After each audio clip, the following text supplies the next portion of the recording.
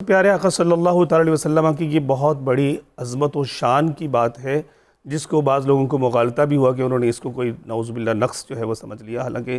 اللہ تبارک تعالیٰ نے اپنے پیارے نبی صلی اللہ علیہ وسلم وہ بے عشق نبی جو پڑھتے ہیں نا اس طرح کی عبارت، پھر ان کو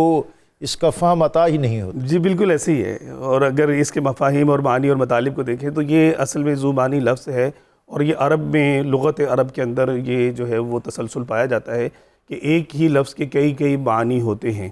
یہ اللہ تبارک تعالیٰ نے لغت عرب کو کہہ لیجیے کہ یہ وسعت عطا فرمائی ہے سبحان اللہ، کہ سینکڑوں معنی بھی بعض اوقات ایک لفظ کے ہوتے ہیں۔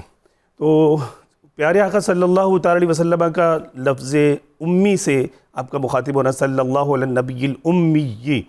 یہ حضور صلی اللہ علیہ وسلم کی صفت کے طور پر اگر ہم دیکھیں تو اس کے کچھ معنی ہمیں اس طرح سے نظر آئیں گے۔ ایک تو لفظ امی جو ہے ام القریٰ سے بھی مشتق ہے، سبحان اللہ، کیونکہ مکہ مکرمہ جو ہے یہ ام القریٰ کہلاتا ہے، تو مکہ کا رہنے والا جو ہے وہ امی اس طرح سے بھی لفظ بنتا ہے۔ ایک اس کا میننگ جو ہے وہ یہ بھی بنتا ہے کہ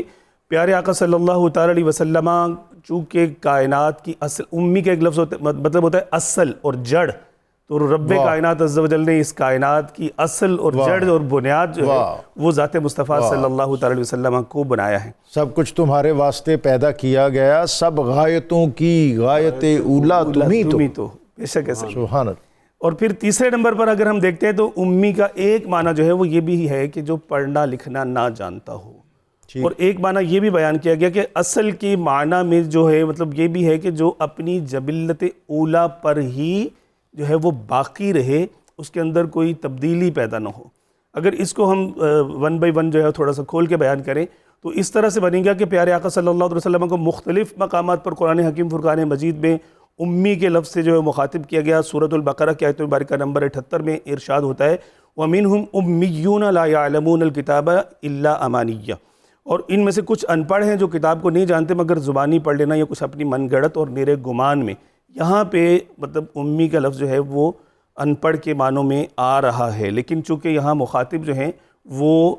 اہل مکہ ہیں، اس دور کے وہ لوگ ہیں جو یقیناً مطلب چونکہ اہل عرب میں اس بات کا دستور نہیں تھا کہ وہ پڑھتے لکھتے نہیں تھے، اور خاص طور پہ لکھنے کا جو کام ہے ان کے ہاں بالکل بھی نہیں ہوتا تھا، حساب و کتاب کا معاملہ نہیں ہوتا تھا، تو ان کا بیان فرمایا گیا۔ هُوَ الَّذِي بَعَثَ فِي الْأُمِّيِّينَ رَسُولًا مِّنْهُمْ يَتْلُو عَلَيْهِمْ آيَاتِهِ، یہ سورہ جمعہ کی آیت مبارکہ نمبر 2 ہے۔ اللہ رب العزت نے ارشاد فرمایا کہ وہی ہے جس نے ان پڑھوں میں انہی میں سے ایک رسول بھیجا،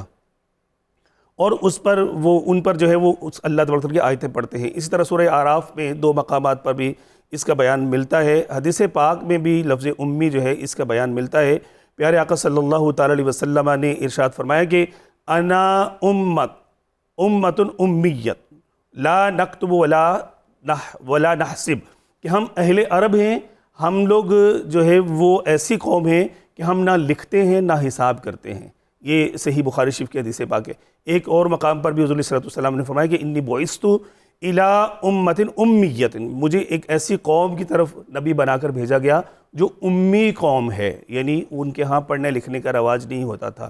تو یہ تو وہ معنی ہے کہ جو یہ مطلب ہمیں اس کے وہ ظاہری معنی جو مراد لیے جاتے ہیں، لیکن جب اس کا اطلاق ذات مصطفیٰ صلی اللہ تعالی علیہ وسلم پر کیا جائے گا اسی پیرائے میں، تو اس کا مطلب یہ نہیں ہوگا کہ نعوذ باللہ حضور صلی اللہ علیہ وسلم ان پڑھ ہیں، بلکہ اس کا مطلب یہ ہوگا کہ آپ کی یہ شان و عظمت ہے کہ اللہ رب العزت نے آپ کو یہ مقام و مرتبہ عطا فرمایا کہ دنیا میں کسی سے آپ نے کوئی اکتساب علم نہیں کیا ہے، کسی سے نہ آپ نے پڑھنا سیکھا، نہ کوئی کتاب پڑھی، نہ کسی سے لکھنا سیکھا، اور یہ آپ کی شان ہے۔ اس لیے کہ جب اللہ تبارک تعالیٰ نے آپ کو امام الانبیاء ہونے کا عزت اور رفعت کا تاج عطا فرمانا تھا، تو بعد میں جو آپ کے معترضین تھے وہ اس بات کو ایک طرح سے اعتراض کے طور پر لے کر آ سکتے تھے کہ یہ تو آپ نے فلاں استاد سے بات پڑھی ہے، فلاں جگہ سے آپ نے سیکھی ہے۔ رب کائنات عز و جل نے اپنے پیارے نبی صلی اللہ علیہ وسلم کی جو 40 سالہ زندگی اظہار نبوت سے پہلے کی ہے، اس میں کسی سے بھی آپ کو یہ مطلب کہہ لیجیے کہ اکتساب فیض کی طرف نہیں جانے دیا۔